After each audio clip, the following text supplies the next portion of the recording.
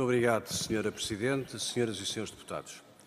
Se me permitirem, eu procurarei agregar as questões até por âmbito de tema ou de região, uma vez que muitos dos senhores deputados, a partir das próprias regiões de onde são originários, fizeram questões que são semelhantes. Mas antes de entrar na questão do debate, eu gostaria, em nome do Governo, lamentar a ocorrência de mais um óbito relacionado com o surto de legionela no Hospital de São Francisco Xavier. E dizer que o Governo acompanha a posição do Hospital de São Francisco Xavier naquilo que é o entendimento de que os utentes desta instituição de saúde são formalmente credores de um pedido de desculpa. E de um pedido de desculpa do hospital, da empresa ou das empresas que tinham a responsabilidade por fazer a vigilância da segurança, quer das condições ambientais, quer das condições de segurança clínica, naturalmente da ARS Lisboa de Val do Tejo, mas também porque eu tutelo todos estes organismos de mim próprio enquanto responsável político do Governo. Tudo faremos, como tenho dito, para que os inquéritos em curso apurem cabalmente todas as responsabilidades, porque, sendo certo que não se pode com esta matéria fazer nenhum tipo de demagogia, porque infelizmente a prevalência desta bactéria não é impossível de excluir daquilo que é a convivência ambiental normal. Ainda agora vimos que num parque temático norte-americano aconteceu um incidente de graves proporções. Isto não serve de desculpa para que os hospitais, as unidades de saúde e também as empresas no país estejam reguladas por uma legislação muito mais apertada, muito mais exigente e, sobretudo, onde o quadro sancionatório seja mais firme. E é por isso que nós saudamos como positivas as iniciativas já anunciadas, nomeadamente pelo Bloco de Esquerda, para que este quadro seja aprofundado. E estou em condições de informar a Assembleia de que, quarta-feira, a Direção-Geral de Saúde e o INSA irão publicar orientações que são atualizadas e muito mais exigentes, e respondendo também a um dos senhores deputados que colocou a questão de saber sobre o Mangualde, que de imediato, quando o surto foi tomado conhecimento do surto pela Direção-Geral de Saúde, no dia 3 de novembro, eu determinei que todas as instituições do país, sob a supervisão das ARS, da DGS e do INSA, deveriam ser de imediato submetidas à avaliação das condições de segurança. Esperemos, pois, que, tal como indicam as previsões do comportamento epidemiológico do surto, que estejamos na sua fase terminal. Cada vez há menos casos, felizmente, todos os dias, mas atendendo a que parte desta população exposta é muito idosa e é vulnerável do ponto de vista da sua saúde, que estas fatalidades com que temos confrontados são reais, têm que ser lamentadas e tem que haver direito à reparação destas pessoas por quem, no domínio da responsabilidade civil, possa não ter feito aquilo que deveria ter sido feito.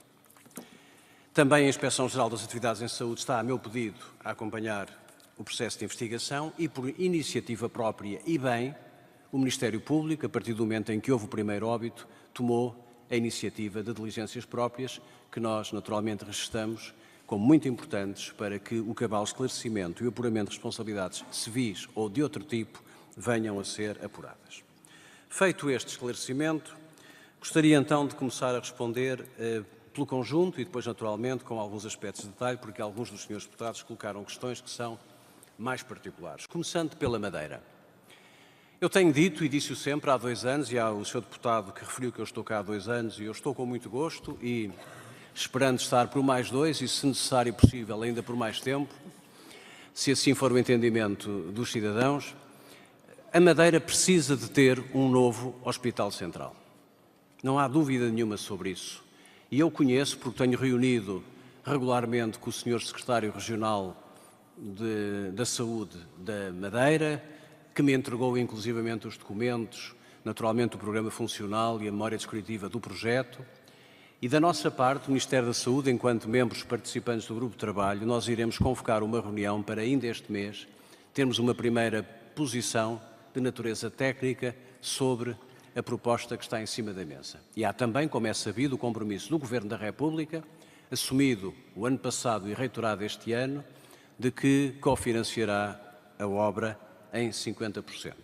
E tenciona, ainda antes dos meados de dezembro, fazer uma visita ao Funchal para trabalhar com as equipas locais e até conhecer localmente a área onde o hospital está projetado ser montado.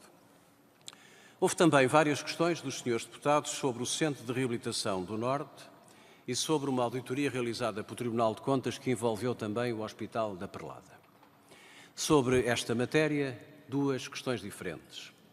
Nós apreciamos como muito útil e de interesse público o contributo que o setor social tem dado nesta matéria, nomeadamente o contributo específico do Hospital da Perlada, sem o qual não teria sido, nomeadamente, possível dar resposta aos queimados que tivemos pelos infelizes acontecimentos de junho e depois de outubro, e onde o Hospital da Perlada foi decisivo na resposta complementar ao Serviço Nacional de Saúde e na boa articulação com o SNS.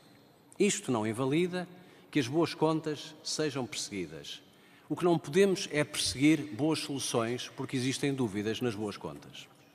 Quanto ao Centro de Reabilitação do Norte, nós temos neste momento a nosso pedido à ARS a fazer uma avaliação justamente de custo-benefício para se, em relação ao Centro de Reabilitação do Norte, nós perseguimos o mesmo caminho que fizemos no Centro de Reabilitação do Sul, no caso da integração no Centro Hospitalar Universitário do Algarve, entidade EPE, no caso do Norte, se a opção for pela sua integração numa entidade pública empresarial da região Norte ou se por qualquer outra opção. Entendemos que se serve bem o interesse público, primeiro respondendo a qualquer dúvida que o Tribunal de Contas suscite ou qualquer outro órgão inspectivo do Estado, mas não fazendo juízos precipitados sobre a bondade das soluções apenas porque temos delas uma leitura menos técnica e mais doutrinária. Quanto ao Algarve, nós hoje temos no Algarve uma realidade que, não sendo nem de longe nem de perto a realidade que nos satisfaz, é bem melhor do que aquela que tínhamos em 2015. Temos mais USFs, temos mais médicos de família, temos muito mais recursos humanos, enfermeiros, médicos e outros profissionais de saúde. Temos um quadro de estabilização das instituições de que não há memória. Não se ouve falar do Algarve praticamente desde o verão. O que significa que os problemas não estando resolvidos, há cooperação, há entendimento e há coesão interna nas diferentes unidades. E naturalmente que o Algarve precisa, está a beneficiar do despacho dos incentivos, teve vários médicos que lá foram colocados através desse mesmo despacho, tem mais médicos jovens, e eu e o Ministro da Ciência estamos empenhadíssimos em que o projeto universitário do Algarve se consolide, se aprofunde e seja ele sim um catalisador para que mais jovens médicos possam optar por uma carreira simultaneamente assistencial, mas também universitária e construir, digamos, condições para que ano a ano o Algarve não seja, em todos nós, um enorme sobressalto. Até porque foi dito aqui tantas vezes e nós repetimos, o Algarve é estratégico para o país, não apenas no domínio do turismo e da economia, mas porque representa, de facto, uma região com um potencial que está longe de estar desenvolvido e aproveitado e que nós temos que acompanhar do ponto de vista da saúde. Naturalmente que a Sra. Deputada, eu agora permitia-me pegar em alguns aspectos mais concretos, a Sra. Deputada Fátima Ramos falou de confissões de desistência. Sra. Deputada, não se iluda, porque não desiste de um país quem luta para que os seus não emigrem. Não desiste do país quem luta para que os seus mais velhos tenham melhor rendimento. Não desiste do país quem cria condições para que médicos e enfermeiros se vão embora. E não desiste de um país quem reduz custos de transportes de doentes, quem baixa taxas moderadoras, quem põe no interior do país aceleradores lineares, radioterapia em Viseu, radioterapia em Trás-os-Montes e Alto Douro, e quem não fecha nenhum serviço no interior do país. Nós temos a obrigação de olhar para o país naquilo que ele é. E não vale a pena iludir as questões. Os problemas do envelhecimento e do isolamento são reais. Não são soundbites para serem aproveitados em 30 segundos de televisão para chamar a atenção. São realidade nua e crua. E cabe-nos a nós, atualmente, enquanto Governo, fazer o melhor que pudermos para ultrapassar esta situação, como, naturalmente, Vossas Excelências, quando voltarem a ser Governo, seguramente farão ainda melhor se tiverem condições para isso. Ora bem, eu gostaria também, em relação à intervenção da Sra. Deputada Fátima Ramos, de lhe dizer que os medicamentos estão mais baratos em Portugal este ano, o mercado de genéricos aumentou e está fruto de um acordo feito com a ANF, onde há um FII que é pago às farmácias para incentivo do genérico mais barato a cota de mercado está a ganhar dinamismo e os objetivos que estão expressos no orçamento irão ser seguramente realizados. Prestações de serviços, Sra. Deputada, uma praga. Uma praga no modo em que nós, infelizmente, temos lidado, o vosso Governo lidou e nós temos lidado com essa situação. É preciso substituir a dependência de prestações de serviços médicos, como elas têm existido, por médicos do quadro, pagando as horas extraordinárias a 100% e, de facto, tendo um controle muito grande sobre a qualidade do enquadramento. E temos neste segundo semestre bons sinais de que, finalmente, os encargos com essas prestações de serviços começaram a cair. E a partir do momento em que nós temos mais médicos no sistema e o pagamento de horas extraordinárias está ao nível dos 100%, acreditamos que os hospitais vão ter condições para depender menos desses serviços. Mas também lhe digo, Sra. Deputada, não é por nós considerarmos que esse serviço é insatisfatório que nós vamos acabar com pontos de atendimento no interior do país, porque em muitos pontos do interior do país é a única solução que nós temos para manter SUBs, SAPs e centros de saúde a funcionar. E, portanto, não há soluções mágicas, há custos de transição e nós estamos a viver um período de transição. Sra. Deputada Fátima Ramos, é verdade, sim, 100 USFs do tipo B nesta legislatura, 25 o ano passado, 25 este ano e depois 25 a cada um dos outros anos que faltam até ao final da legislatura. Em relação ao Centro de Reabilitação do Norte, creio que respondi. A Sra. Deputada Teresa Queiro levantou a questão de um dos indicadores, 3 ou 4, de facto, do relatório da OCDE, do Health at Glance, não nos são simpáticos.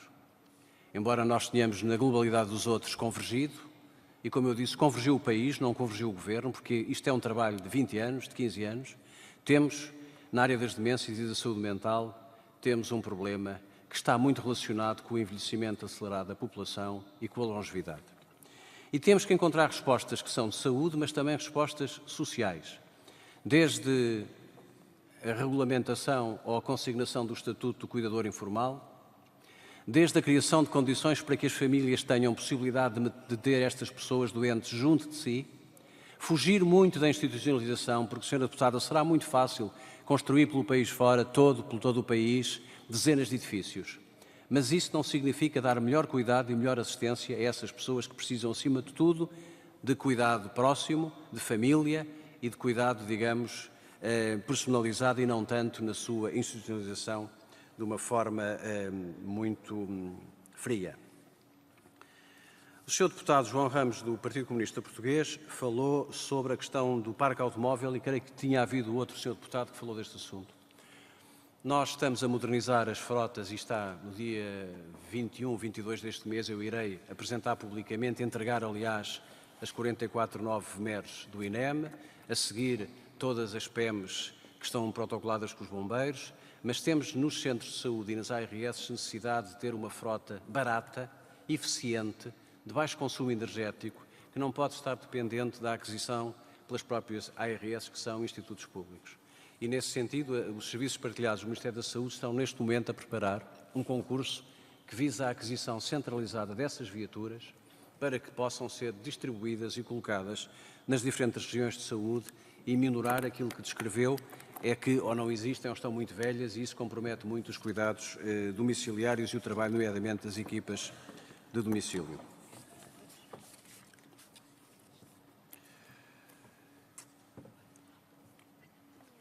A senhora deputada Maria Antónia Almeida Santos falou da questão da diabetes e da importância do protocolo com a Associação Portuguesa dos Diabéticos de Portugal.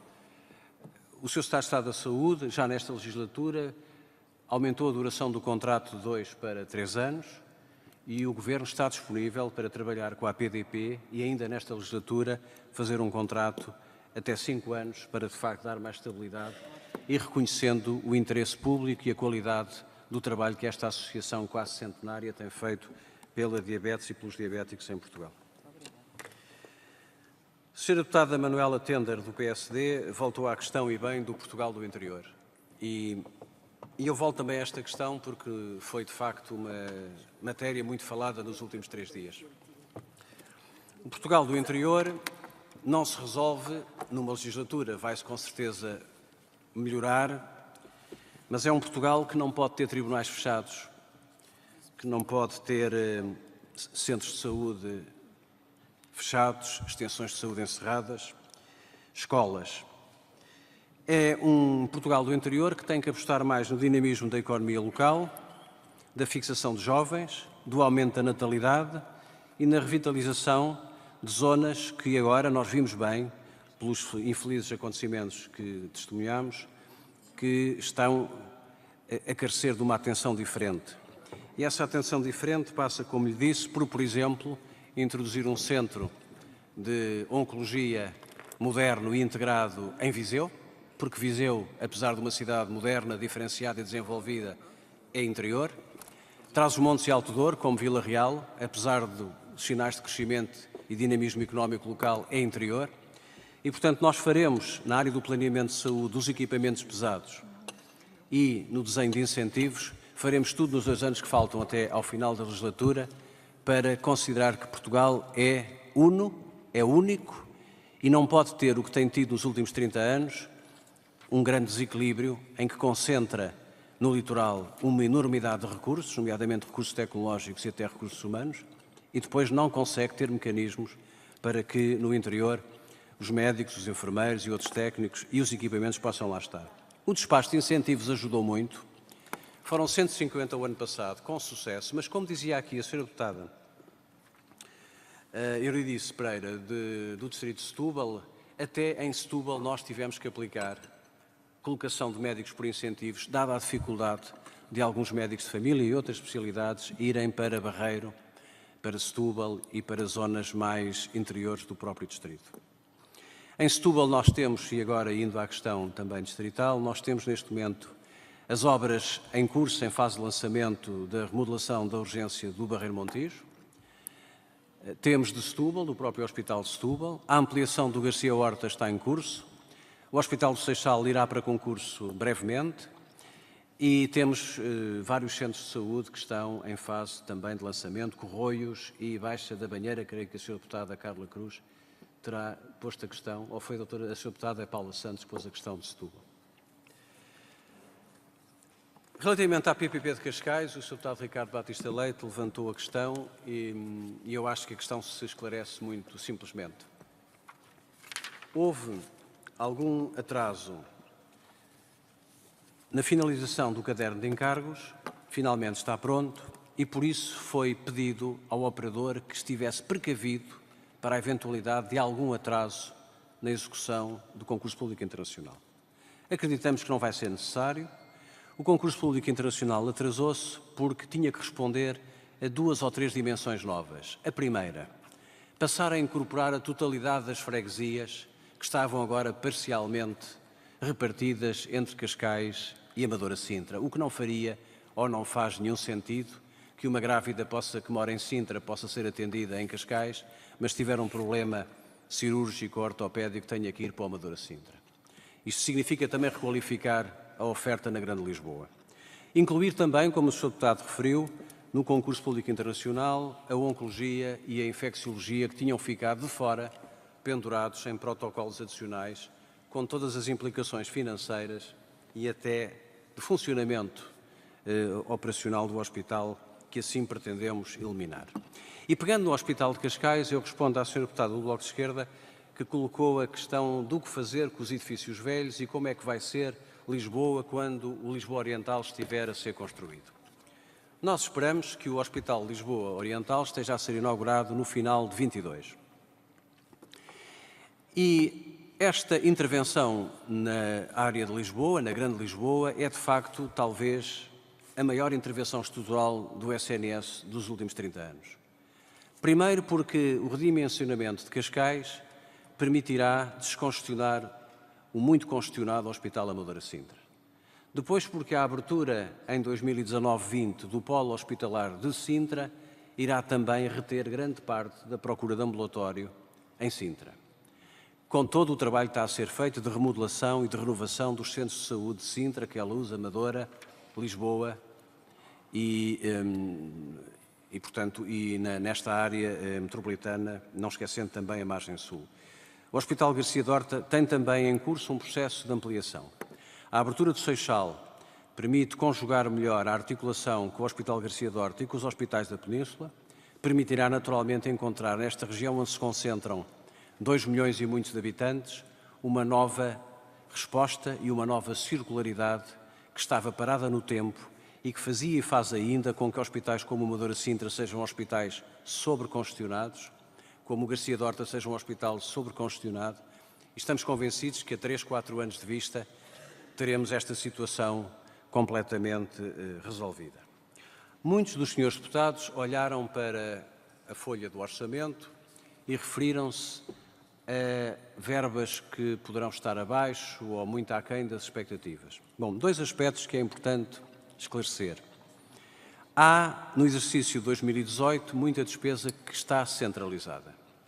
A centralização da despesa garante que, depois desta regularização maciça de dívida e de pagamentos em atraso, nós possamos ter um domínio efetivo sobre o ciclo da dívida. A dívida não pode estar constantemente a regenerar-se e a renascer.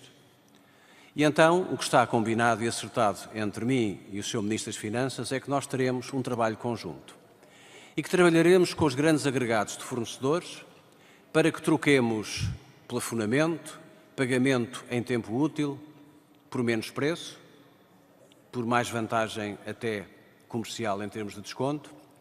E reparem, senhores deputados, nós fizemos isto em 2016 com as farmácias. E os senhores deputados nunca mais ouviram de falar de atrasos de pagamentos às farmácias desde o final de 2016. A questão de saber que a farmácia do Porto tinha pagamentos em atraso comparativamente com a de Lisboa ou de Évora, tudo isso acabou porque se passou para um regime de centralização do financiamento e do pagamento. Depois vamos fazer o mesmo com a Apifarma, vamos propor o mesmo a outros grandes agregados de fornecedores, nomeadamente os dispositivos médicos. Naturalmente que vamos privilegiar os bombeiros, vamos privilegiar aquilo que são os pequenos fornecedores que não suportam, como suportarão os grandes, atrasos de pagamento tão excessivos como têm acontecido até aqui. Ora, gerir o ciclo da dívida implica ter boa gestão nos hospitais, autonomia nos hospitais, premiar os melhores desempenhos da gestão hospitalar, mas também ter um diálogo centralizado nos grandes agregados de despesa com os grandes fornecedores do Serviço Nacional de Saúde. Quanto à questão que foi colocada sobre se tínhamos desistido da taxa dos dispositivos médicos ou, se quiserem, da Clobec, apercebemos já depois da ideia ter sido debatida e discutida entre nós e as finanças, de que a operacionalização prática ia ser muito difícil. Não desistimos dos 23 milhões de poupança, mas remetemos para uma negociação bilateral com as empresas e para mecanismos bilaterais de controle que signifiquem plafonamento, mas também pagamento mais atempado e, consequentemente, por essa via, mais desconto e menos preço. Hospitais novos. Senhores deputados, vários dos senhores deputados do Algarve levantaram a questão do Hospital Central do Algarve. Tenho dito e mantenho que, no quadro da nova programação dos fundos comunitários e também daquilo que está no programa do Governo e referido várias vezes pelo Sr. Primeiro-Ministro, que na discussão das grandes obras públicas para os próximos anos, o Hospital Central do Algarve deve estar no topo das opções que esta Assembleia da República definir como prioritárias. A mesma questão se coloca aqui em relação ao Hospital de Barcelos e de Vila do Conde, que chegaram a estar em programa há alguns anos atrás e que, entretanto, por razões de condicionamento orçamental, foram suspensos. A Sra. Deputada Nilza Sena ilustrou bem uma fotografia, creio que não estará já na sala, mas a Sra. Deputada Nilza Sena, de uma forma até metafórica, ilustrou bem aquilo que é o mapeamento e o desenho da vida no interior do país. E estamos bem conscientes disso. Em relação a Beja, tudo faremos, porque Beja é dos distritos mais sacrificados em termos de interioridade e de falta de recursos, para que essas dificuldades que a Sra. Deputada referiu possam ser minoradas. Figueira da Foz, Sra. Deputada Ana Oliveira, do PSD, levantou a questão. Como sabe, há pouco tempo o Sr. Secretário de Estado da Saúde esteve na Figueira da Foz a inaugurar o novo Centro de Saúde da Figueira da Foz. Fica reafirmado aqui aquilo que nós não temos dito. nós só fecharemos alguma coisa quando a alternativa que é dada for melhor do que aquilo que propomos fechar. E tendo sempre a população do nosso lado, os autarcas e, naturalmente, as comunidades locais, porque foi assim que temos feito em vários pontos do país e é assim que continuaremos a fazer. Não vale a pena criar sobressaltos, embora num quadro de escassez de recursos, nós tenhamos que ver se podemos ter uma alternativa melhor, mais qualificada, explicada bem à população, porque o importante é explicar, envolvendo o poder local, é fundamental e é por isso que eu e a minha equipa acreditamos muito na virtude da descentralização e da participação do poder local, não apenas nas obras, na manutenção, mas sobretudo, como aqui foi referido, numa nova dimensão para a saúde pública, através da execução dos planos locais de saúde, onde a promoção da saúde, a vida saudável e os estilos de vida contam também muito na agenda política das autarquias e das comunidades locais. A Sra. Deputada Carla Cruz levantou a questão do SICAD. O Sr. Secretário de Estado Adjunto e da Saúde depois poderá, se o Sr. Presidente permitir, poderá dar esclarecimentos adicionais, mas nós estamos bem cientes de que estragar o que funciona bem é o pior serviço que se presta à República.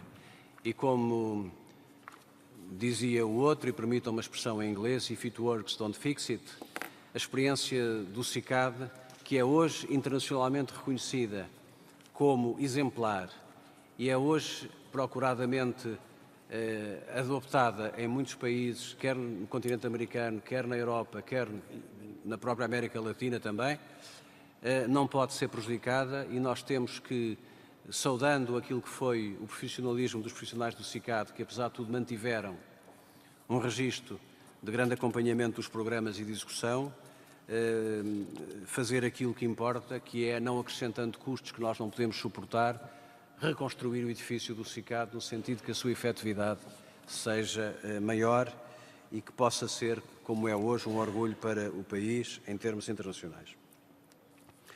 A OLS dentro de Ourivoga, o Sr. Deputado António André Topa levantou esta questão, está a ser avaliada pela ARS do Norte e o que vier a ser feito será feito com o consenso das comunidades locais, nomeadamente com o consenso dos autarcas e, portanto, também não haverá sobre isso nenhuma questão.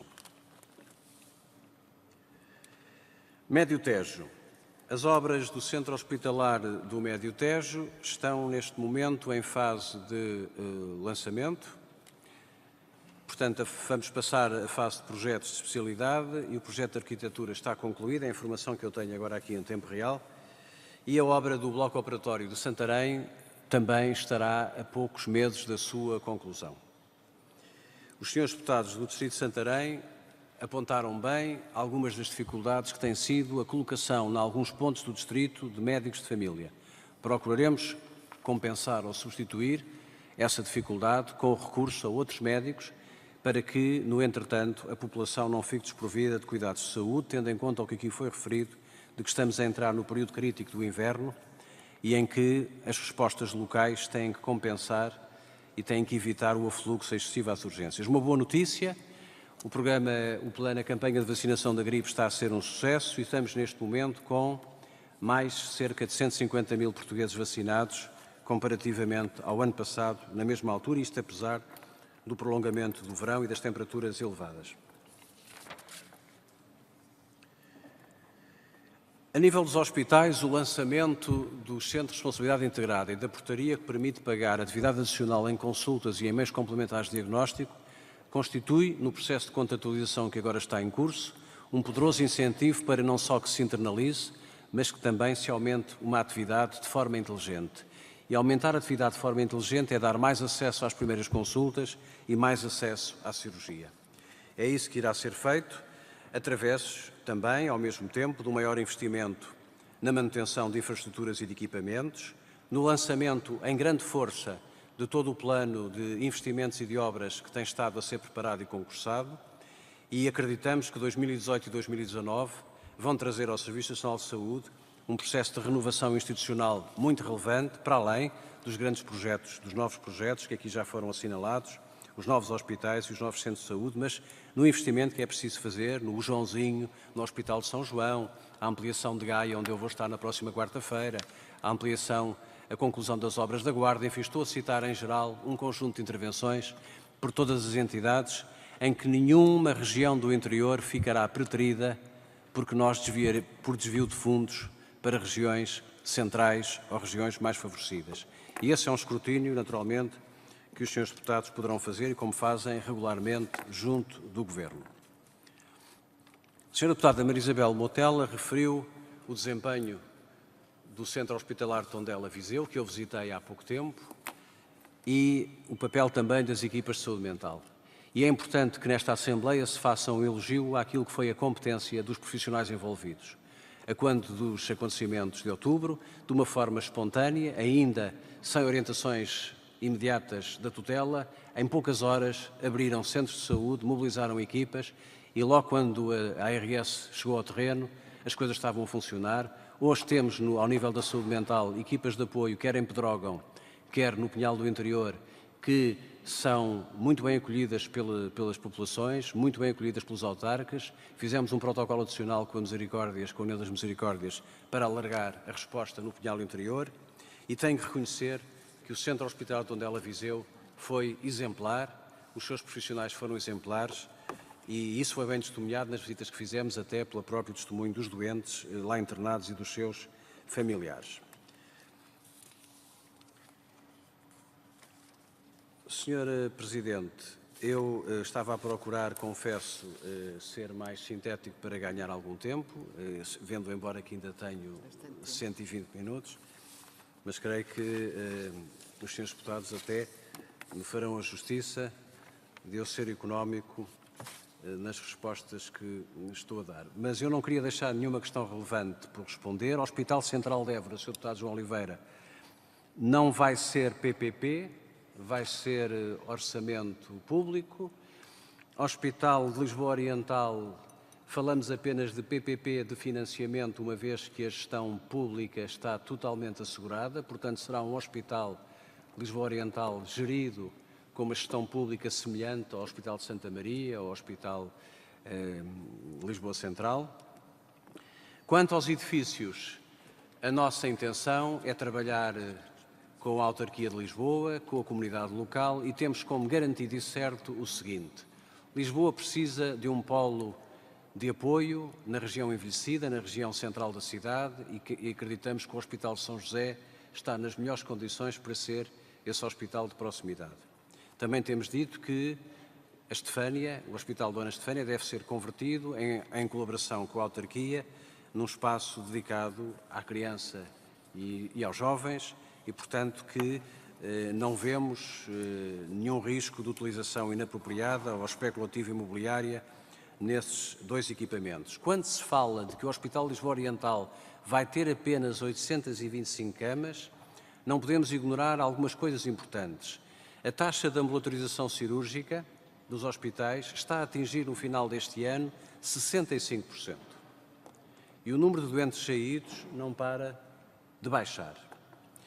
É preciso também compreender que a abertura de Sintra, a abertura do Seixal e a reformulação de Cascais, do concurso de Cascais, com a ampliação do Garcia d'Horta, geram um novo mapeamento e uma nova redistribuição das camas na Grande Lisboa.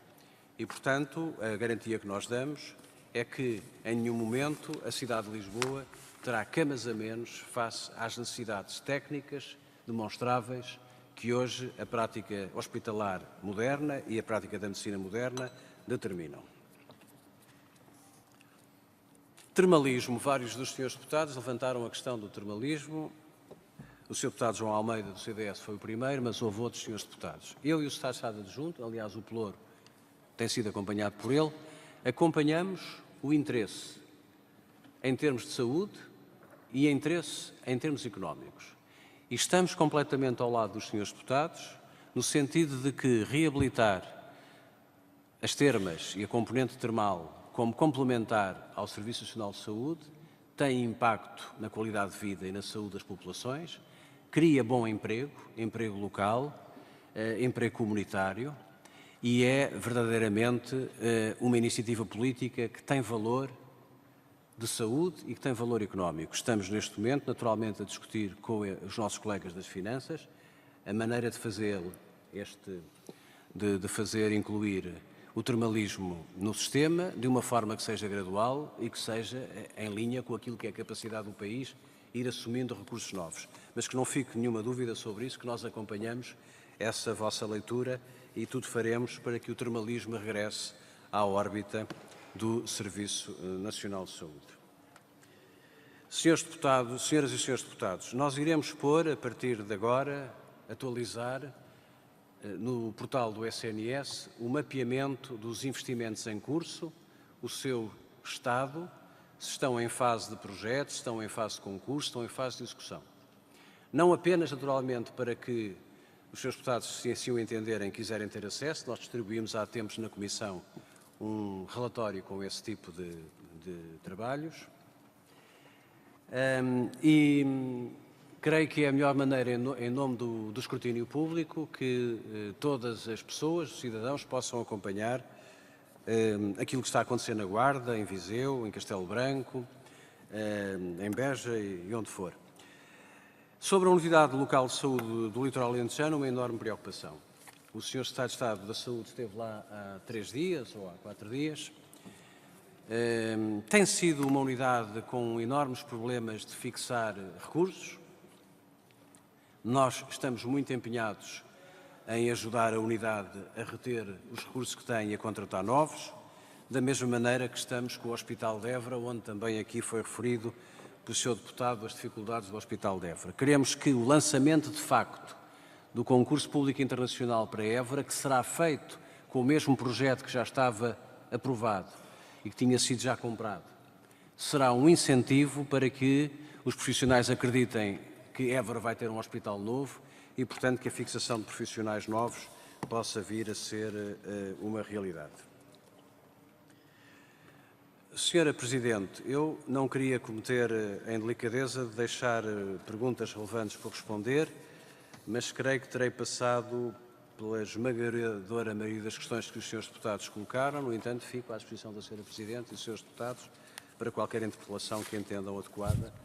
Termino. Muito obrigado. Queria passar a palavra ao Sr. Secretário de Estado Adjunto da Saúde para responder sobre a questão específica do SICAD, se não se importasse. Muito bem, muito obrigado, Sr. Ministro. Aproveito para cumprimentar o Sr. Ministro e os Srs. Secretários de Estado, porque cheguei aqui recentemente. Cumprimento também o meu colega Presidente da Comissão de Saúde e dou a palavra ao Sr. Secretário de Estado da Saúde, Adjunto e da Saúde. Muito obrigado, Sr. Presidente, Srs. Deputados. Relativamente às questões que foram colocadas pela Sra. Deputada Elsa Paes e pela Sra. Deputada Carla Cruz sobre a questão do SICAD, vale a pena aqui sublinhar que realmente a estrutura do SICAD foi alterada em 2011, quando foi extinto o IDT e criado o SICAD e parte das competências foram atribuídas às ARS. E o Ministério da Saúde entendeu por bem, passados 5 anos, fazer uma avaliação exatamente dessa política. É necessário percebermos em termos do seu impacto, em termos de redução do consumo de substâncias psicoativas, o resultado em termos de intervenção de combate à toxicodependência e percebemos, acima de tudo, se é necessário ou não fazer ajustes à organização desta estrutura. Foi elaborado um relatório, conforme foi solicitado este ano, o qual nós entendemos por bem colocá-lo à discussão dos profissionais, ouvir as autarquias, as entidades do setor social e solidário, os sindicatos, os órgãos profissionais, as ONGs, a própria Comissão Parlamentar de Saúde, à qual remetemos o relatório, porque este trata-se seguramente de um problema, não especificamente apenas da saúde, mas transversal a toda a sociedade. E pedimos também à Comissão que, para além de fazer estas audições, pudesse, de alguma forma, também aprofundar a articulação com a Lei de Saúde Pública que se encontra aqui neste hemiciclo, com a questão do Plano Nacional de Saúde Mental, que é muito relevante, e com a questão também do próprio programa prioritário sobre o tabaco, neste âmbito da DGS, e perceber até que ponto é que, eventualmente, poderá fazer sentido ou não alguma reorganização nesta área do SICAD. Foi também pedido uma avaliação custo-benefício das várias alternativas que nos iriam sugerir ao Governo. É importante sublinhar, como o Sr. Ministro já disse, que numa área em que nós somos um exemplo em termos internacionais, as medidas que este Governo venha a tomar sejam o mais fundamentadas possíveis, de modo a termos a certeza que as decisões irão melhorar a realidade atual. É expectável que estas propostas sejam submetidas ao Ministério até o final do ano e, a partir de nós possamos tomar decisões, eu continuo a dizer, bem fundamentadas, de modo a que o que vai se alterar para melhor. Foram também aqui colocadas pelo Sr. Deputado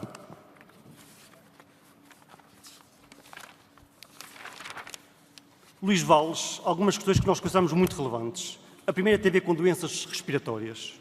E aí eu diria até duas áreas diferentes. Uma primeira relativamente à questão do seu diagnóstico.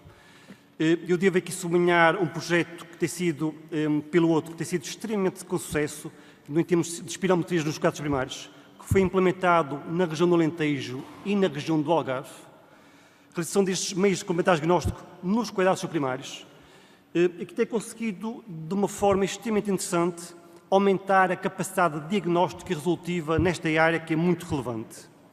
A outra vertente tem a ver, como referiu, a questão da reabilitação respiratória, que nós consideramos que é fundamental, que estamos atrasados relativamente à média europeia e que tenho o grato prazer de dizer que a norma de orientação clínica que enquadra, do ponto de vista técnico, esta área, irá ser publicada pela Direção-Geral de Saúde nos próximos dias e que irá permitir seguramente ter um efeito de desenvolvimento nos vários aceiros, nas várias regiões, de modo a alterarmos este paradigma que consideramos realmente muito importante.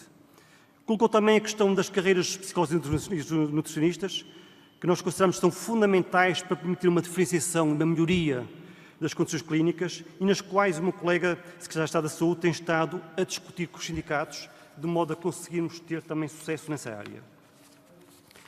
Foi também colocado pela senhora deputada Teresa Queiro, desculpem, a questão do rastreio oncológico. Eu devo dizer que o ano passado, nomeadamente no rastreio oncológico da área da mama, que foi o que a deputada colocou, o ano passado voltámos a conseguir alargar esse rastreio, finalmente fechámos a região norte em termos de rastreio oncológico da mama.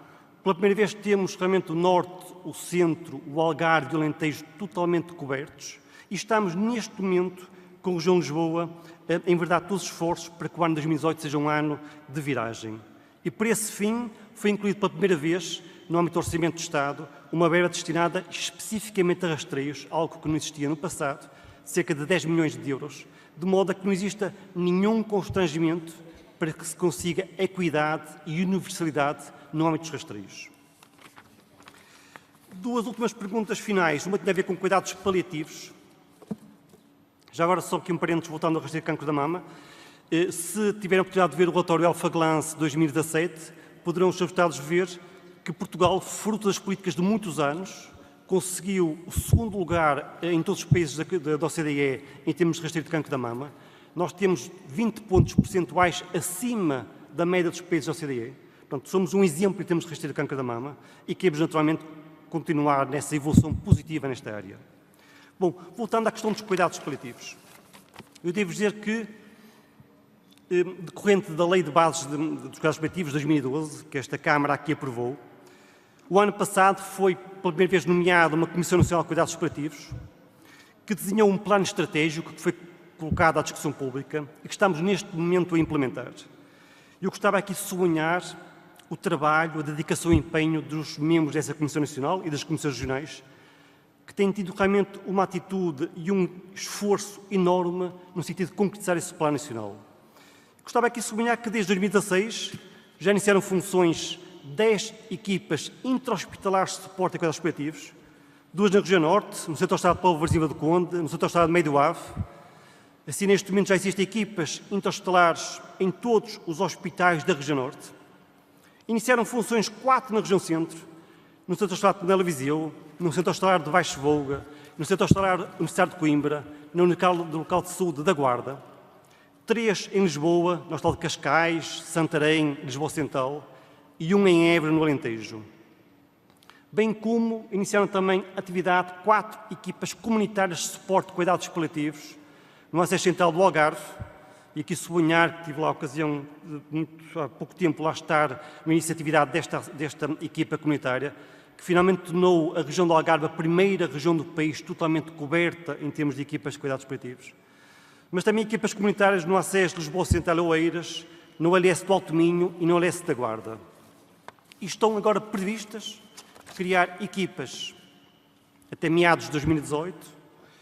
Em Leiria, finalmente o Distrito de Leiria vai ter, pela primeira vez, uma equipa de cuidados paliativos, na qual já está construída, até neste momento, a fazer formação, bem como no Médio Tejo, na Cova da Beira e a Figueira da Foz, os últimos hospitais, para completar este ciclo. Também é previsível iniciarem funções até o início de 2018 nos ACEs do Nordeste e do Alto Minho, e também aqui serão mais 2 distritos que estarão integralmente cobertos por equipas de cuidados paliativos, bem como até o final do ano no ACEs do Douro Sul, Dom Lafões, de Sintra. Isto é, existe um esforço substantivo, e eu gostava aqui de sublinhar mais uma vez uma palavra aos profissionais, aos médicos, aos enfermeiros, aos psicólogos, aos assistentes sociais, que têm tido aqui realmente um empenho enorme no sentido de cobrir todo o país com uma resposta em cuidados paliativos. Estamos finalmente a ter estes resultados, estamos a fazer a diferença e estamos fortemente empenhados em cumprir com esse plano. Uma última palavra para a deputada do PS, Euridice Pereira, sobre a questão do RON. Eu gostava de dizer que a proposta de Registro Oncológico Nacional, submetida a esta Câmara por este Ministério da Saúde, e que teve a vossa aprovação, irá ser cumprida, isto é, nós a 1 de janeiro de 2018, iremos ter finalmente um registro oncológico nacional, já querido e reclamado há vários anos, e finalmente irá ser implementado, que trará seguramente melhores cuidados de saúde a que nós acreditamos. Muito obrigado.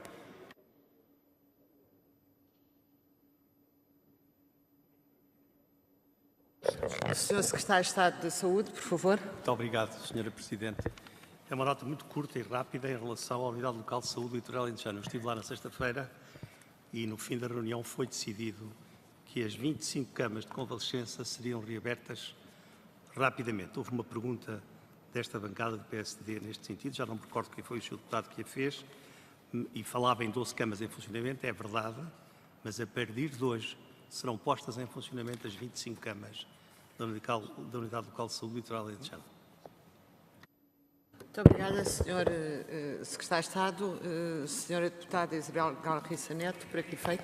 Muito obrigada, Sr. Presidente. Se me permite, era só para precisar que fomos a única bancada que colocou uma questão ao Sr. Ministro sobre a ADSE e que não foi respondida. Obrigada. Muito obrigada, Sra. Deputada. Sra. Deputada Ângela Guerra, por aqui feito. É para o mesmo efeito, Sra. Presidente. Muito bem. O Sr. Ministro ainda tem, eu penso que não teve a oportunidade de anotar tudo aquilo que lhe foi dito e ainda tem muito tempo para responder, presumo que queira fazê-lo. É uma questão que foi colocada com a Sra. Deputada Berta Cabral, que tem a ver com a questão dos dados divulgados pela ARS. Relativamente ao Distrito da Guarda, respondeu com um mapeamento ao meu colega Santinho Pacheco, mas às questões que eu lhe coloquei não me parece que tenha respondido, e também às questões do Sr. Deputado Luís Valdes quanto ao IPO. Muito obrigada. Muito obrigada. Lisboa. Muito obrigada, Sra. Deputada. Sr. Ministro. Sr. Deputado Moisés Ferreira. Se me é permitido, é para o mesmo efeito também. Eu creio que houve uma outra questão colocada pelo Bloco de Esquerda que me pareceu que não foram respondidas e por isso insistia. Tem a ver com uma pergunta que nós fizemos sobre qual a razão dos atrasos para a abertura dos concursos, se a razão é ao Ministério das Finanças, e depois a outra questão ainda mais concreta, que é sobre o procedimento excepcional que já existe em portaria para que os 114 médicos de 2015 que não acederam à formação específica possam aceder agora. Muito obrigada, Sr. Deputado. Sra. Deputada Carla Cruz, para o mesmo efeito, julgo. Exatamente, Muito bem. Sra. Presidente. Sr. Ministro, o meu grupo parlamentar colocou questões muito concretas sobre Coimbra, não só sobre o Centro de Saúde, mas também sobre o CHUC. E sendo, de facto, importantes respostas para o centro do país, não gostaríamos de deixar de aqui registar que era importante que houvesse uma resposta. Assim como também para o Hospital de Póvoa de Varzim e Vila do Conde, e reiterar aquilo que também já foi dito, fizemos questões concretas sobre o concurso do internato médico aberto pela portaria de julho e o Sr. Ministro não respondeu. Seria importante termos aqui informações sobre isso. Muito obrigada, Sra. Deputada. Sr. Ministro. Sr. Presidente, muito obrigado. Muito obrigado, Srs. e Srs. Deputados. Eu começo então pela ADSE. A ADSE, as questões que a Sra. Deputada do CDS colocou tinham que ver com a sustentabilidade, o risco que resultaria de uma redução das comparticipações e também a questão das autarquias e da eliminação dos pagamentos por parte das autarquias. E também a questão do alargamento, foram as 3 questões que colocou. Senhora Deputada, em relação à questão das autarquias, é uma recomendação que há cerca de 2 anos o Tribunal de Contas tem vindo a fazer e, portanto, cumpre ao Governo fazer cumprir essa orientação. Não há dúvida nenhuma de que representa uma diminuição dos proveitos ou da receita da própria ADSE. Razão pela qual se torna mais importante ser muito prudente em alterações nesta fase de comparticipação. Porque mexer nas comparticipações dos beneficiários significa, nesta fase, uma de 2 coisas: ir buscar ao Orçamento Geral do Estado outras receitas, outros fundos, e no plano dos princípios não me parece adequado que num subsistema que gera uma segunda cobertura sejam os cidadãos que não beneficiam dessa cobertura a pagar como pagavam antigamente, e portanto trata-se de um direito próprio e de uma opção própria. E a nossa posição tem sido de recomendar, naturalmente, que o Conselho Geral de Supervisão, que agora existe, pronunciou sobre esta matéria. Eu irei recebê-los para cumprimentos na próxima semana. Nós temos recomendado aos vogais do Conselho Diretivo, por nós nomeados, como aqui foi dito muito bem pela Sra. Deputada, que procurassem seguir uma trajetória que não pusesse em causa em nenhum momento a sustentabilidade. Ou seja, não comprometer o essencial por uma precipitação no acessório.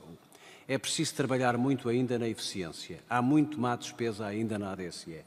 Margens que precisam ser negociadas com os prestadores, duplicações, alguma fraude, e deve ser aí que deve ser encontrada, num primeiro tempo, a reserva. Num segundo tempo, o alargamento. O alargamento estará, creio que, preparado para ser regulamentado através de um decreto-lei, e irá trazer, sobretudo, contratos individuais de trabalho, agregados que são contratos individuais de trabalho e que são, de uma forma geral, pessoas jovens. São muitos profissionais de saúde e essa juventude, como se sabe, introduz menos risco atuarial, menos risco de custos e, portanto, prolonga a viabilidade económica da ADSE, mas nós temos que encontrar mecanismos de autossustentação. Quando houver excedente orçamental, ele deve ser constituído em fundo de reserva, para que possa ser usado quando há períodos de maior concentração de despesa. É preciso maior rigor na utilização, é preciso, de facto, trabalhar também com os prestadores de cuidados de saúde para que os valores contratualizados possam ser mais eficientes. Quanto à questão da Guarda, dos Açores, a Sra. Deputada Berta Cabral levantou a questão que foi remetida por nós para a Inspeção-Geral das Atividades em Saúde e sobre o qual eu ainda não tenho uma conclusão de inquérito e, portanto, fica ao compromisso de que assim que a Inspeção-Geral das Atividades em Saúde se pronuncie, naturalmente que o Parlamento e a Sra. Deputada serão informadas das conclusões, sendo certo que a acompanho na sua perplexidade e na sua preocupação e, portanto, sobre isso não temos nenhuma dúvida. Deixaria para o Sr. Secretário de Estado Adjunto e da Saúde a questão dos concursos dos médicos e os 144 internos que estão a aguardar formação. Sobre a Póvoa do Varzim, Vila do Conde, nós temos um plano de reabilitação e de obras urgentes que está neste momento em fase de apreciação e creio que para despacho do Ministério das Finanças. Em relação a Coimbra, foi despachado recentemente do Ministério das Finanças um grande volume de investimento para intervenção no centro hospitalar, nomeadamente a remodelação do serviço de urgência. Estamos a ultimar os trabalhos relativos à maternidade, à nova maternidade. O Centro de Saúde Fernão Magalhães também já foi autorizado e a questão que a Sra. Deputada Carla Cruz referiu de recursos humanos, sobretudo da maternidade, é uma matéria sobre a qual nós registámos aqui a sua intervenção e vamos verificar o que se passa para acompanhar com a maior atenção. Sra. Presidente. Sr. Secretário de Estado Adjunto. Sr. Presidente, Srs. Deputados, relativamente aos concursos médicos, uma questão colocada pela Sra. Deputada Moisés Ferreira, eu gostava aqui de sublinhar que do lado do Ministério da Saúde temos cumprido com os prazos e a fundamentação necessária ao seu desenvolvimento. Relativamente à Sra. Deputada Carla Cruz, sobre a questão dos 114 médicos, nós neste momento estamos a trabalhar com a Ordem dos Médicos no sentido de identificar capacidades e idoneidades formativas para podermos abrir o referido concurso. Estamos muito empenhados para encontrar uma solução e resolver este problema que já se tem a arrastar há alguns meses, mas tenho noção clara de que neste ambiente construtivo que temos com a Ordem dos Médicos iremos conseguir chegar a esse mapa para abrir o concurso e para finalmente permitir aos médicos em causa seguirem na sua diferenciação profissional. Muito obrigado. Muito obrigada, Sr. Secretário de Estado Adjunto e da Saúde.